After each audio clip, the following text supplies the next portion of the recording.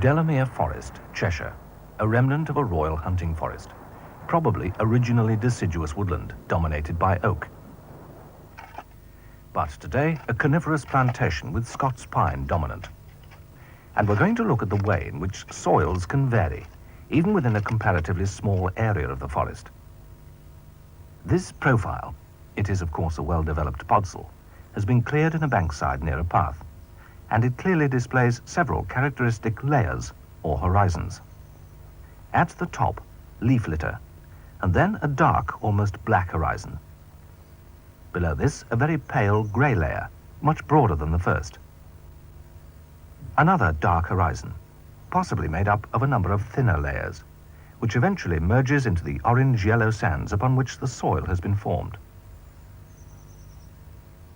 If we are to examine this profile in detail, samples must be taken from each horizon, preferably from the centre, taking care that sufficient soil is taken for several tests to be carried out, and ensuring that each bag is clearly numbered for identification in the laboratory. Any study must begin in the field, however. On the surface there is a layer of leaf litter, in this case pine needles and bracken.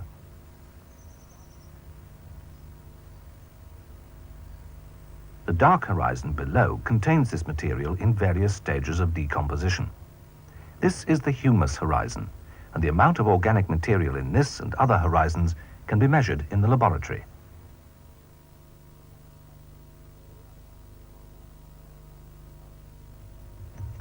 All the samples are allowed to air dry for about 2 days, by which time they're dry enough to be sieved. Each sample is then lightly ground to break up any particles which have aggregated. It's then sieved through a 2mm sieve. This isolates the fine fraction, which will be used for further analysis.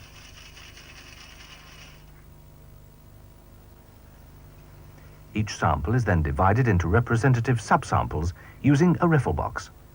Each time the soil is poured into the riffle box, it's automatically divided into 2 equal portions. To establish the organic content, a weighed sample of soil is placed in an oven, which has been preheated at least to 750 degrees C.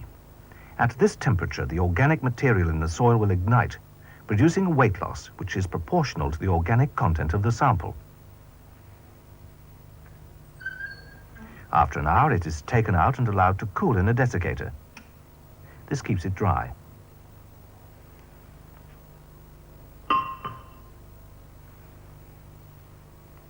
And then the sample, its organic content now reduced to ash, is re-weighed so that loss of weight can be established.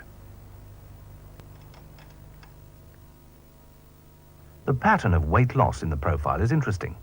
As expected, the percentage weight loss is very high in the litter and the surface horizon, but there is a second zone of concentration at a depth of about 30 centimeters. This is reflected in the dark appearance of these horizons. Both are dark brown or black.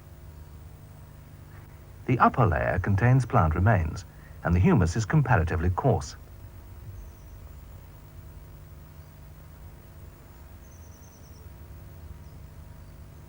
Whereas in the lower horizon, the material is more amorphous. Indeed, it is even oily in texture. On the surface, the litter, which you can see contains many pine needles and pine cones, decomposes at a slow rate. One reason for this is the nature of the litter itself. Pine needles are very waxy, and this slows down the rate at which they decompose. A second factor which can slow down the formation of humus is the acidity produced by the decomposition of these waxy needles.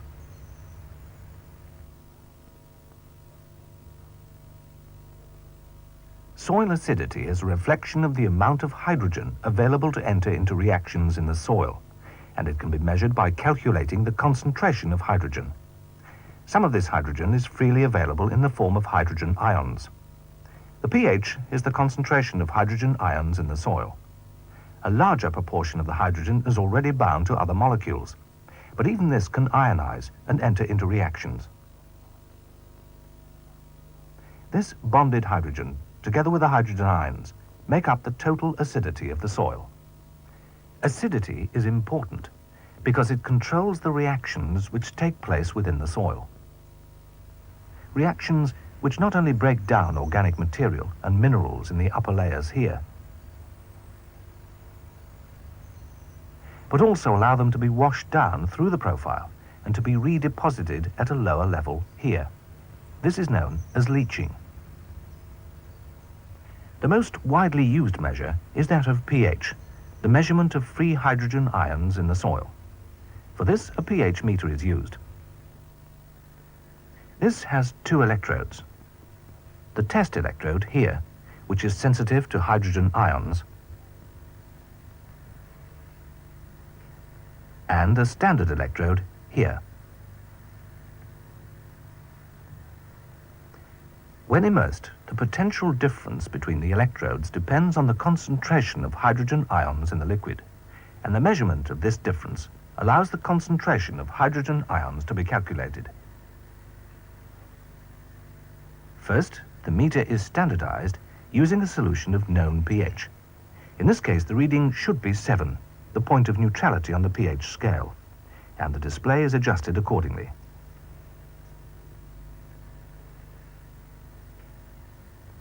A soil sample is mixed with water.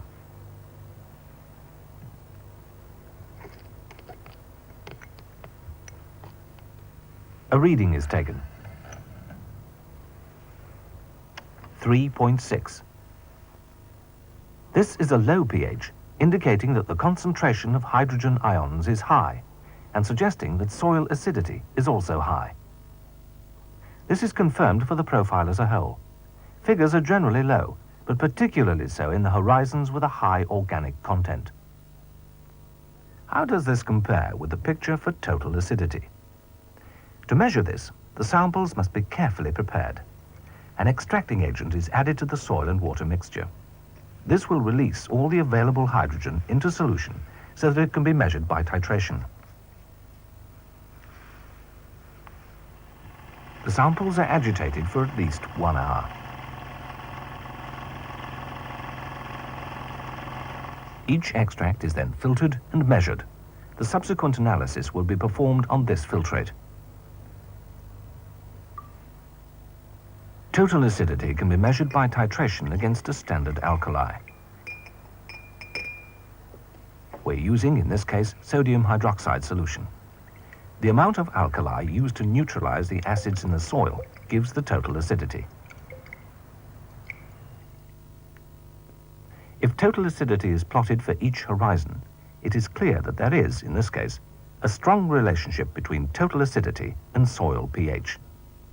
You will see that high total acidity figures correspond to low pH values, and both are highest in the horizons where organic content is high, that is, in the surface layers and in a zone of redeposition below. But if organic material is being leached through the soil by the rainfall, what about the minerals in the profile?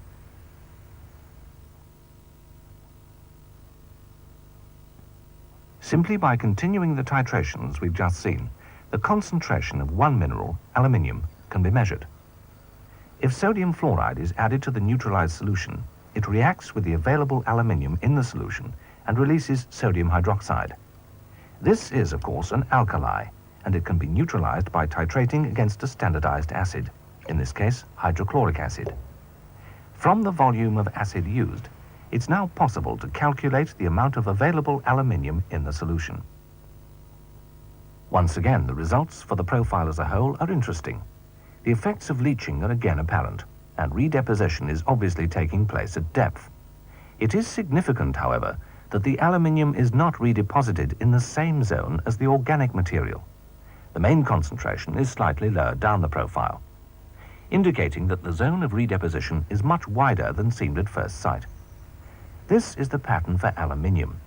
Are other important minerals distributed in a similar way?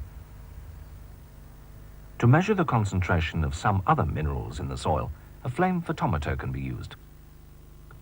A solution is drawn into the instrument along the thin tube. It sprays into a flame. Metals in the solution cause the flame to change color.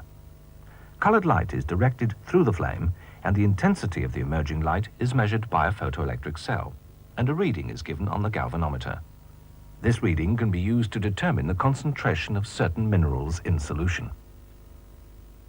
Let's look at the distribution of some of these important minerals. Potassium tends to be concentrated in the upper part of the profile and in the zone of redeposition. But calcium is mainly found in the humus horizon, suggesting that it is being taken up by roots and is returned to the surface in the leaf litter. Both minerals are poorly represented in the pale horizon, below the humus layer, suggesting that the effects of leaching are greatest here. The dominant process at work in this area is leaching, and the movement of both organic material and minerals down the profile and their redeposition has produced the horizons which are so characteristic of podzels. And the texture of the original sand has also clearly been changed. In places, the soil is still obviously very coarse. Here, for example, in the leached horizon.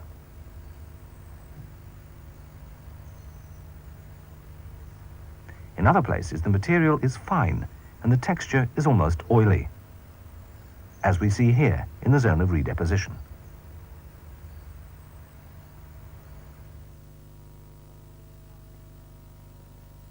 The scale of these differences is reflected in the particle size distribution, which can be measured using simple equipment. First, the organic material must be removed by adding hydrogen peroxide. This digests the organic material in the soil, and to speed up the process, we place it on a water bath.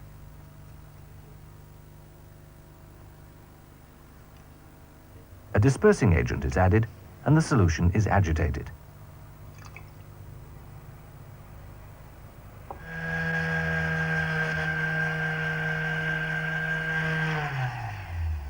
The soil is then dispersed in water, and the density of the mixture can be measured using a hydrometer.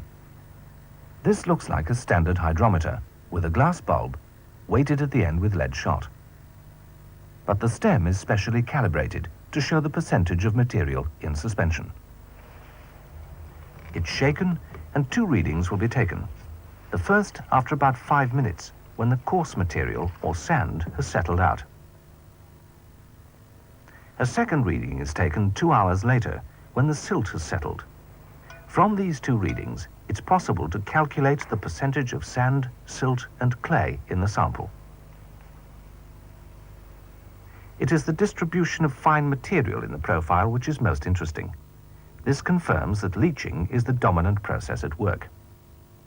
Since the organic material in the samples was digested before analysis, there are no figures for the humus horizons. But in the horizon below, there is little fine material, less in fact than in the parent material itself. And this suggests that it has been washed out of this horizon, and redeposition of fine material has obviously taken place below this. The soils which have developed here reflect the parent material, in this case, sand. the vegetation cover, which is here Scots pine with bracken and grass, and the climate, and in particular the rainfall, which gives a dominant downward movement of water through the profile, produce both the leaching and redeposition of organic material and minerals. This is the situation under Scots pine. What happens to the soils of the forest edge, where the vegetation changes dramatically, first to deciduous trees, and then to arable farmland? Here, for example, the vegetation is very different. It is obviously broad-leafed and deciduous, predominantly sycamore in fact. There is less litter, suggesting that it has decomposed more rapidly. And this is confirmed by the profile itself. The humus layer and leached horizon are much less distinct. The root network is obviously denser and deeper, and there is more worm activity.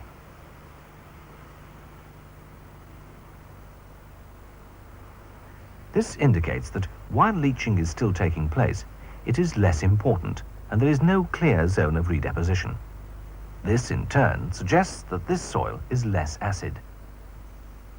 Let's test this by measuring the pH.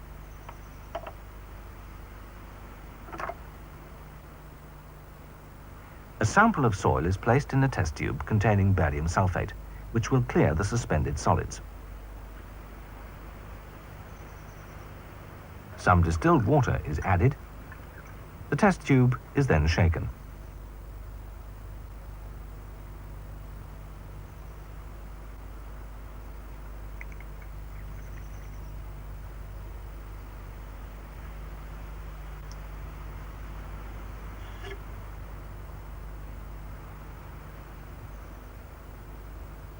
Next, an indicator is added, which changes color, and this color can then be compared with a standard color chart.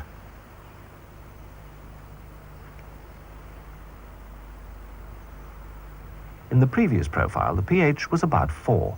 The comparable figure here is 5.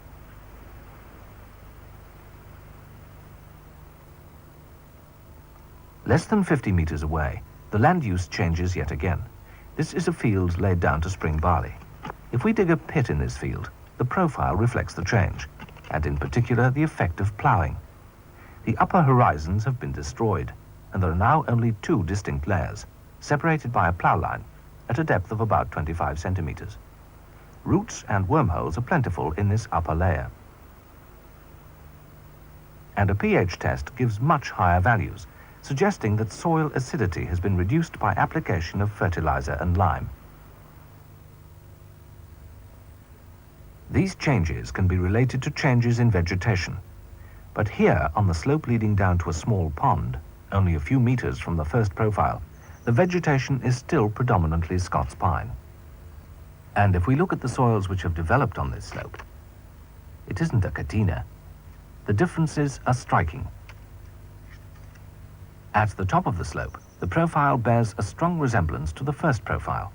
The humus horizon is well defined, a thick leached horizon, and a zone of redeposition. A few meters down the slope, and the profile is very different. A confused mixture of organic layers and light-colored sands scattered throughout the profile.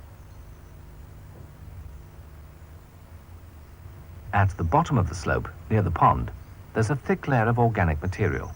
It's fibrous and not like the humus seen in the other profiles. It is, in fact, peat. And below this is a layer of sand. Both layers are waterlogged.